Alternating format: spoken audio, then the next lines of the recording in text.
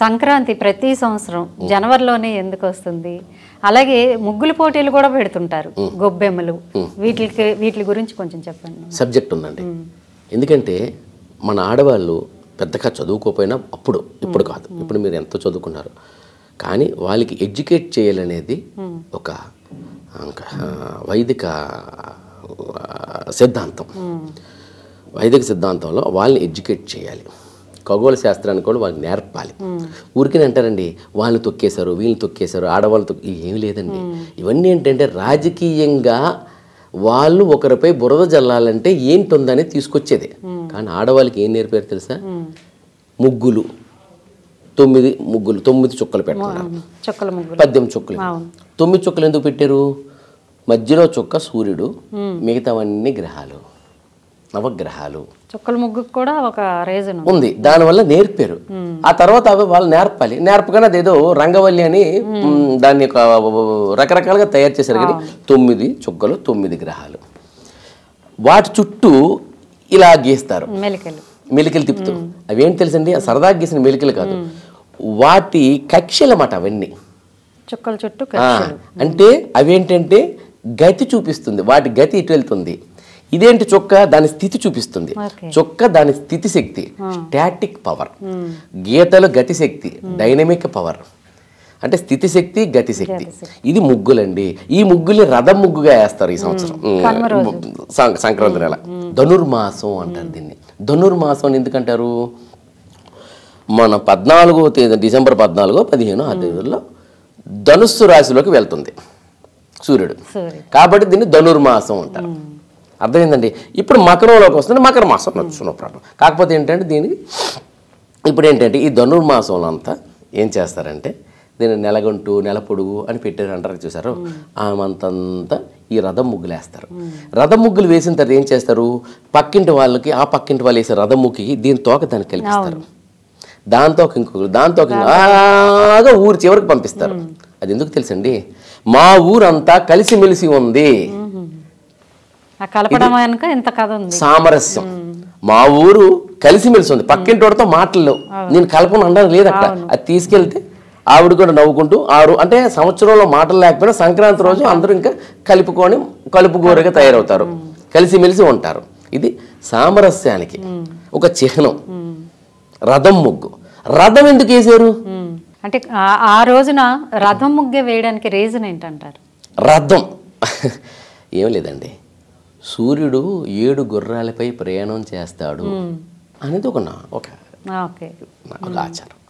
7 గుర్రాలంటే ఏంటి? 7 గుర్రాలంటే 7 గుర్రాలు, దానికి కూడా సబ్జెక్ట్ ఉందండి. 7 వర్ణాలు, రంగులు. చిన్నప్పుడు చదువుకున్నాం కదా, 8వ తరగతి ఫిజిక్స్లో వస్తుంది. VIBGYOR, violet, IndiGo, blue, green, orange, yellow, red, VIBGYOR. ఇవన్నీ కూడా 7 రంగుల్ని రౌండ్గా కాగితం చుట్టేసి దాంట్లో ఇక్కడ రంగు, ఇక్కడ రంగు, ఇక్కడ రంగు, ఇక్కడ 7 రంగులు వేసి మధ్యలో పొల్లగుచ్చి ఇలా తిప్పు అనేవారు మన ఫిజిక్స్, మన సైన్స్ మాస్టర్, సైన్స్ టీచర్. దాన్ని తిప్పితే అవన్నీ కలిపి వైట్గా మనకు కనిపించేది కదండి. అలాగా ఈ తెలుపులో 7 రంగులు ఉన్నాయి. దాన్ని ఈ తెలుపులో 7 రంగులు ఉన్నాయని చెప్తే ఎలాగ అర్థం అవుతుంది అప్పుడు ప్రజలకి? దాన్ని ఏం చేశారు? సూర్యుడికి 7 గుర్రాలు ఉన్నాయి, అతను గుర్రాలతో వెళ్తాడు. 7 గుర్రాలు, 7 రంగులు ఉన్నాయి, 7 గుర్రాలు. ఇది అర్థమవుతుంది మీకు. మామూలు సబ్జెక్ట్ ఫిజిక్స్ చెప్తే అర్థం కాదు, అర్థమయ్యే రీతికి చెప్తే మైండ్లో ఉండిపోతుంది. లాంగిట్యూడ్, యాప్టిట్యూడ్, దట్ ఈస్ అని చెప్పారు. అది అర్థం కాదండి, అర్థమయ్యే భాషలో కథలుగా చెప్పేవారు. అప్పుడు 7 గుర్రాలు, 7 రంగులు. 7 గుర్రాల్లో సరదాగా మీరు స్కూల్లో ఎక్కడేస్తే 7 గుర్రాలు 7 రంగులు వేస్తుంటారు. అది కాదు, దాన్ని వైలెట్ వేయాలి ఫస్ట్ గుర్రం, ఇండిగో వేయాలి, తర్వాత బి అండ్ బ్లూ వేయాలి, జి అండ్ ఆ ప్రకారం 7 రంగులు వేసిన తర్వాత అది అతను వెళ్తుంటే ఆ 7 రంగులు కలిసిపోయి తెలుపు, తెల్లని అంటే ఒక కాంతి ప్రకాశం వస్తుందన్నమాట. అందుకనే సంక్రాంతి తర్వాత మనకి ఇంకొక పండుగ వస్తుంది జనవరిలో, అదే రథ సప్తమి. రథం సప్తమి అంటే 7 గుర్రాలతో వెళ్తారు కాబట్టి రథ సప్తమి. రథ సప్తమి రోజు అరసవల్లిలోని పర్టికులర్గా ఆ టైంకి శ్రీకాకుళం జిల్లాలో ఉన్న, శ్రీకాకుళం పక్కన అరసవల్లిలోని పర్టికులర్గా ఒక టైం ఉంటుంది, 9 చెప్తారు.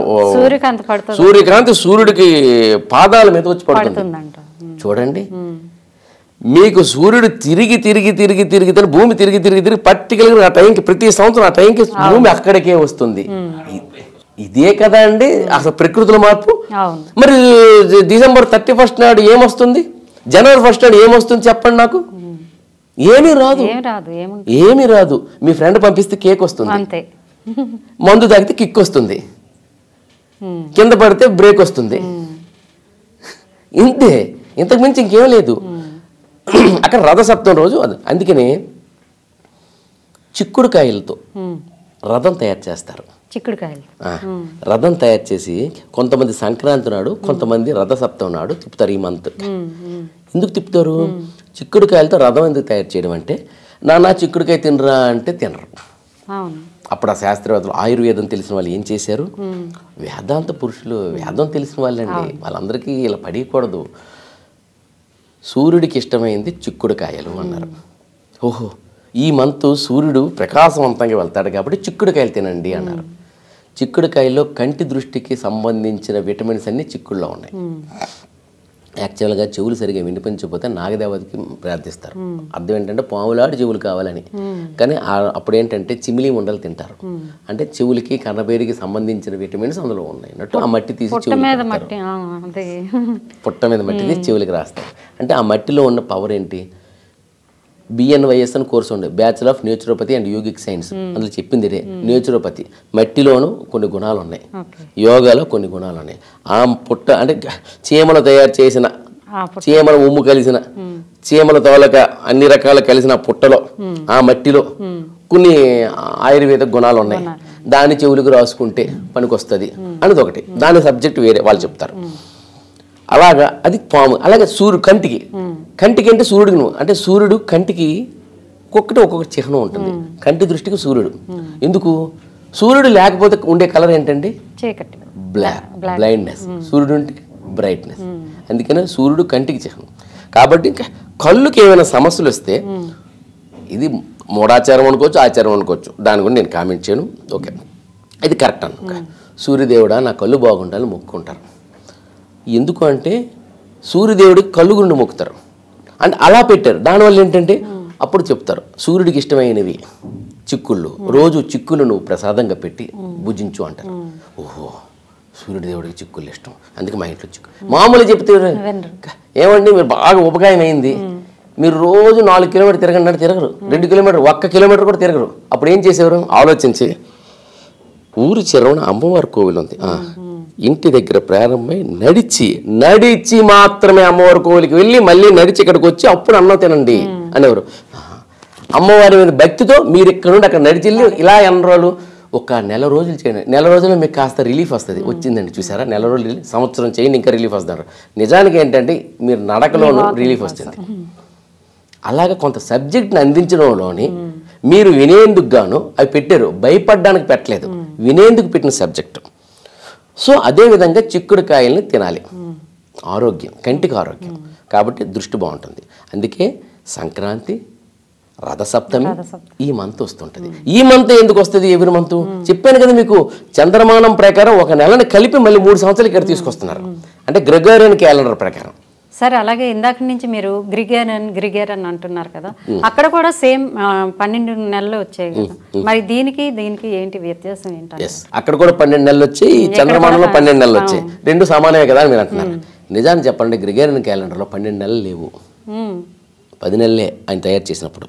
మరి 12 నెలలు ఎట్లా చెప్తాను. సెప్టెంబర్, ఆయన కూడా మన సంస్కృతాన్ని ఉపయోగించారండి, మన భాషనే ఉపయోగించారు గ్రిగోరియన్ కూడా. సెప్టెంబర్, సప్తంబర్, సప్త అంటే 7, అక్టోబర్, ఆక్ట్ అంటే 8, నవంబర్, నవ అంటే 9, దశంబర్, దశ అంటే 10, సప్తంబర్, అక్టోబర్, నవంబర్, దశంబర్. చూసారా, దశ అంటే 10 కదా, మరి 12 ఎందుకు అయింది? నవంబర్ 11 ఎందుకు అయింది? అక్టోబర్ 10 ఎందుకు అయింది? సెప్టెంబర్ 9 ఎందుకు అయింది? ఆయన తయారు చేసినప్పుడు 10 నెలలే, సెప్టెంబర్, అక్టోబర్, నవంబర్, డిసెంబర్, 10 నెలలు అయిపోయి. మధ్యలో గ్రిగోరియన్కి 2 స్నేహితులు ఉన్నారు, అగస్టియన్, జులీషియన్. వాళ్ళిద్దరు వచ్చారు. అరే మా అమ్మ ఇద్దరం కలిసే ఉన్నాం, పుట్టినప్పుడు ఒకే దగ్గర ఉన్నాం కదా, చెడ్డీ దోస్తున్నాం కదా. ఇది వాస్తవం అండి, ఇది నేను కట్టు కథ కాదు, పుక్కిడి పొరాలం కాదు. వాళ్ళు వచ్చి అన్నారు, నేను సరదాగా చెప్పానేమో కానీ ఇది సీరియస్ మ్యాటర్. నా పేరుని నెల కావాలి అని అగస్టియన్ అడిగారు, జులిషియన్ అడిగారు. జూలై ఆగస్టులో అప్పుడు ఏం చేశారంటే జూలై ఆగస్ట్ అని పెడదామని సెప్టెంబర్ నుండి అటులాగి జూన్ నుండి ఇటులాగి మధ్యలో ఇద్దరు పెట్టారు. నాది అత్యధిక పెద్ద నెల ఉండాలి. ఓహో, అన్ని నెలల కన్నా పెద్ద ఉండాలి. నావి పెద్ద అంటే ఎంత, నాకు 31 రోజులు ఉండాలి, అంతకన్నా ఒక్కటి తక్కువేం కాదు. నాకు కూడా అలాగే ఉండాలి, వాడికన్నా నేను తక్కువేం కాదు. అందుకే చూడండి, చిన్నప్పుడు నేర్పారు మనకి ఇలాగా, జనవరి 31 రోజులు, ఫిబ్రవరి గొయ్యి, మార్చి 31 రోజులు, ఏప్రిల్, మే, జూన్, జూలై 31, మళ్ళీ ఆగస్ట్ 31. జూలై 31 వచ్చాక ఆగస్ట్ 30 రావాలి కదా, మళ్ళీ 31 ఎందుకు వచ్చింది? ఇద్దరు నాకు 31 కావాలంటే జూలై తర్వాత ఆగస్ట్ వచ్చింది 31. అయితే వీళ్ళిద్దరికి 31 ఇవ్వడం కోసం ఫిబ్రవరిలో 2 రోజులు తీసి అక్కడ 28 తీసి ఎక్కడొక రోజు అక్కడొక రోజు వేసాడు. గ్రిగేరియన్. ఇది వాస్తవం, సరదాగా చెప్పిన పుక్కిడి పురాణం కాదు.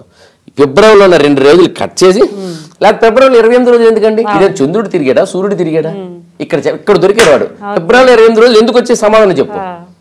నేను సమాధానం చెప్తాను. నాకు ఈ నెల ఎందుకు తగ్గింది, ఈ నెల అధిక మాసం ఎందుకు వచ్చిందని సమాధానం నేను చెప్తాను. కానీ ఇక్కడ 28 ఎందుకు వచ్చిన సమాధానం చెప్పనండి. 28 ఎందుకు వచ్చిందంటే అక్కడ ఒక 2 రోజులు తగ్గించి ఆగస్టులో ఒక నెల, సెప్టెంబర్లో ఒక నెల వేశారు. ఒక రోజు వేశారు జూలైలో, ఆగస్టులో. ఈ 2 రోజులు వేయడం వల్ల ఏమైందంటే ఈ 2 31 అయ్యాయి. సో ఆ విధంగా ఏమైంది, సప్త కాస్త 9 అయిపోయింది, 9వ నెల. ఆక్ట్ కాస్త 8 కాస్త 10వ నెల అయిపోయి, నవంబర్ కాస్త 11 అయిపోయి, డిసెంబర్ కాస్త 12 అయిపోయి. అప్పుడు 10 నెలలు ఉండేవి అంతకుముందు. దాని తర్వాత 12 నెలలు అయింది. దాని తర్వాత ఒక క్యాలెండర్ తయారైంది. ఆ క్యాలెండర్ ఏమో అది అలా ఉంటే దాన్ని ఇప్పుడు ఏంటంటే సూర్యుడు అంటే సూర్యుడు 365 రోజులు తిరగాలి కదా. చంద్రుడు లెక్క ప్రకారం 354 రోజులు. 354 రోజులు అయిన తర్వాత ఇంకొక 11 రోజులు గ్యాప్ ఉంటుంది. ఈ 11 రోజులు గ్యాప్ ఫినిష్ చేయడం కోసం ఏంటంటే 3 సంవత్సరాలకు ఒకసారి అధిక మాసం వస్తుంది. అధిక మాసంలోని పూజలు పునస్కారాలు ఏం చెయ్యరు. ఎందుకని చేయరంటారు? అది ఆచారం. అధిక మాసం అనేది ఇది ఏ సంక్రమణము, ఇది ఏ నెల, ఎందులో ఉంది అని పర్టికులర్గా తెలియదు. దానికి ఫలానా మాసము అని తెలియదు కాబట్టి శూన్యమాసము అంటారు. శూన్యంలో ఉన్నాం కదా అని ఒకటి. చేయొచ్చు చేయకూడదని కదండి. ఎప్పుడు మీరు సంకల్పిస్తే అదే మీ సంకల్పం మంచిదైతే మీకు ఎదురైన ప్రతి సన్నివేశం మీకు అనుకూలంగానే ఉంటుందండి. అదేం పర్వాలేదు. కాకపోతే ఏంటంటే ఒక ఆచారం, అప్పుడు చేయాలి ఇప్పుడు చేయకూడదు అనేది. సంకల్పం, దృఢ సంకల్పం ఉందనుకోండి ఏం పర్వాలేదు, ఎప్పుడైనా చేసుకోవచ్చు. అలాగే ఇప్పుడు కనుమ గురించి మాట్లాడుకుందాం. చెప్పాను చూసారు, మనకి ప్రకృతిని పూజించమని మన సంస్కృతి చెప్పింది. ప్రకృతి అంటే ఏంటండి, ఇక్కడ మూల ప్రకృతి, పురుషుడు ప్రకృతి అని మనం 2 విధాలు చెప్పాం. పురుషుడు ప్రకృతి, ఈ ఇద్దరు భార్యాభర్తలు. ఈ రెండింటిని పుట్టిందే ఈ జీవరాశులన్నీ. దానికి కొంతమంది అంటారు పురుషుడు అంటే ఎవరు, శ్రీకృష్ణ మహాప్రభు. ప్రకృతి అంటే ఎవరు, రాధ. ప్రకృతి అంటే ఎవరు, బృందావనం. బృంద అంటే ఎవరు, తులసివనం. బృంద అంటే రాధ. మీద నుండి కింద పడితే దార, కింద నుండి పైకి వెళ్ళేది తిరగేస్తే రాధ. మీద నుండి కింద పడిపోతే దార, కింద నుండి పైకి తీసుకెళ్లేది రాధ. సో కృష్ణుడు సైతం కింద నుండి పైకి తీసుకెళ్లేది రాధ కదండి. ప్రకృతి పురుషుడు, విష్ణుమూర్తి లక్ష్మి అనుకోండి, శివుడు పార్వతి అనుకోండి, లేదా ఇంకేమైనా అనుకోండి. ప్రకృతి పురుషుడు ఈ 2 సంఘం. అయితే ప్రకృతి అంటే ఏంటి, ఒక మొక్కలే కాదు, జంతువులు, జీవరాశులు, నీరు, భూమి, ఆకాశం, నిప్పు, అన్నీ కలిపి వీటిని కూడా మన సంస్కృతి ప్రకారం పూజించాలి, గౌరవించాలి. వాటికి కూడా మనం ఇక్కడ ఉన్నాం కదా, గాలి మనకి బతికిస్తుంది కదా, దాని రుణం తీర్చుకోవాలి. వాటర్, నీరు మనకి దాహం తీరుస్తుంది కదా, దాని రుణం తీర్చుకోవాలి. పశువులు దున్నుతున్నాయి, పాలిస్తున్నాయి, ఏంటి వాటికి ప్రతిరోజు మనం ఆరోగ్యం చూసుకుంటామే, పశువుల ఆరోగ్యం కూడా చూసుకోవాలి కదా.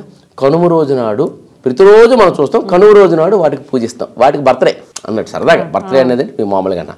కనుమ రోజు నాడు ఏంటంటే వాటికి, ఆవులకి, వాటికి మనం చక్కగా పూజిస్తాం, గోమాత అని.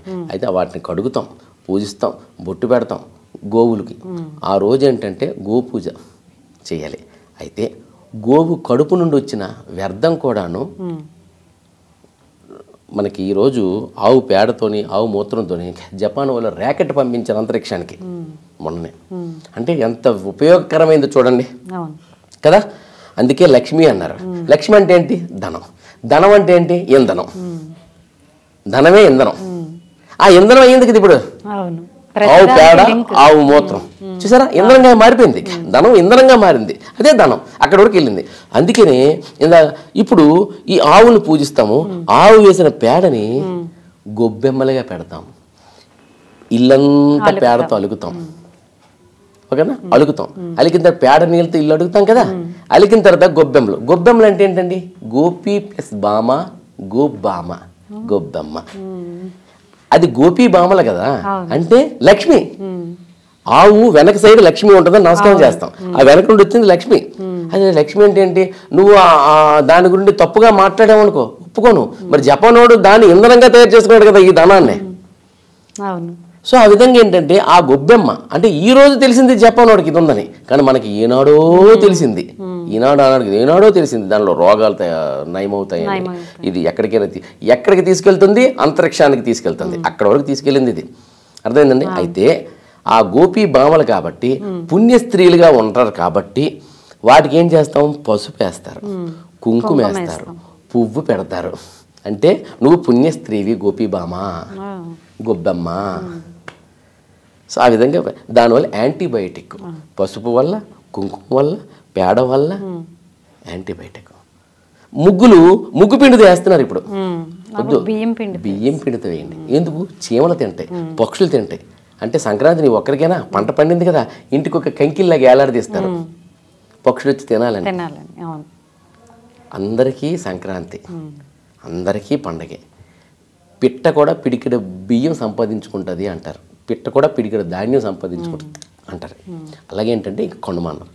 కనుమ రోజు, భోగి రోజు కుడుములు తింటారు, సంక్రాంతి రోజు ఉపవాసం ఉంటారు, కనుమ రోజు మాంసాహారాలు తింటారు.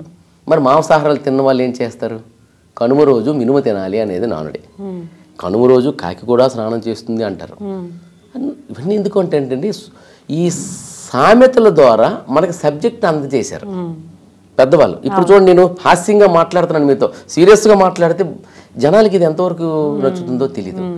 మనము లైఫ్ స్టైల్, జీవన విధానం ఇప్పుడు హాయిగా, సరదాగా, సంతోషంగా సాగాలి. ఆ విధంగా ఏంటంటే మనం ఇందులోని ఈ సబ్జెక్ట్లో ఏంటంటే కనుమ రోజు మినుము తినాలి. మినప్పప్పులోని అత్యధికంగా మాంసపు కృతులు ఉంటాయి. మీరు మాంసం తినని వెజిటేరియన్ అయితే మీ ఒంటికి నాన్ వెజిటేరియన్ కావాలి కాబట్టి, నాన్ వెజిటేరియన్ మాంసపు కృతులు కావాలి కాబట్టి ఆ మాంసపు కృతులు ఎందులో ఉంటాయి? పప్పు దినుసుల్లో ఉంటాయి. అందులో మినప్పప్పులో అత్యధికంగా ఉంటాయి కాబట్టి ఆ రోజు మినప్పప్పు తినాలి. అయితే ఇప్పుడు ప్రతి దగ్గర హోటల్స్ అయిపోయి ప్రతిరోజు ఇడ్లీలు తింటున్నాం, అన్ని తింటున్నాం, గ్రైండర్లు. అంతకుముందు లేవు కదండి. మినప్పప్పు ఎప్పుడు పండగలకే వేసుకునేవారు, బియ్యమే రోజు ఉండేది కాదు. అలాంటి టైంలో మినప్పప్పు తినండి. సో ఆ విధంగా కనుమ. ఇంకా మిగిలిపోతే మొక్కనుమ, మరుసటి రోజు కూడా మొక్కనుమ. మొక్కలు తినే వాళ్ళు మొక్క కక్క తింటారు. తినడం వాళ్ళు ఏం చేస్తారంటే ఈ మినుములను తింటారు, మళ్ళీ గోపూజలు చేస్తారు. చక్కగా 2 రోజులు కూడా పండుగ చేసుకుంటారు. భోగి, సంక్రాంతి, కనుమ, మొక్కనుమ, ఈ 4 పండుగలు చేసుకుంటారు. తర్వాత రథసప్తమికి రెడీ అయిపోతారు. రథసప్తమికి రెడీ అయిపోయి రథసప్తమి రోజు ఉత్సాహంగా చేస్తారు. ఇదండి. దీంట్లో ఏంటంటే మనం వేసే ప్రతి స్టెప్లోని, ప్రతి నెలలోని మనకు ఒక సబ్జెక్ట్ ఉందండి. ఆ సబ్జెక్ట్ని ఆడవాళ్ళకి అందించాలని మన పూర్వీకులు అందించారండి. దాన్ని, ఆ సబ్జెక్ట్ని అర్థం చేసుకోక కొంతమంది, చేసుకున్నా సరే మత మార్పిడీలు అంటూ మరికొంతమంది, ఇది కరెక్ట్ కాదు మాదే కరెక్టు అంటూ మరికొంతమంది. అంటే మతానికి నీకు ఒక మతం ఇష్టమైతే నీ మతాన్ని పూజించు, పక్క మతాన్ని గౌరవించు. ఈ మతంలో ఉన్న ఆచారాలు ఇవి మూఢనమ్మకాలు, ప్రతిదానికి నేను లెక్క చెప్తాను. నీ మతంలో నువ్వు లెక్క చెప్తావా? ఇదేనా ప్రశ్న. దానికి సమాధానం దొరకదండి. కాబట్టి ఏంటంటే డిసెంబర్ 31 డిసెంబర్కి నెల ఆఖరు, జనవరి 1 జనవరికి నెల ముందు మొదలు, అంతే. ఇది పండగ కాదు.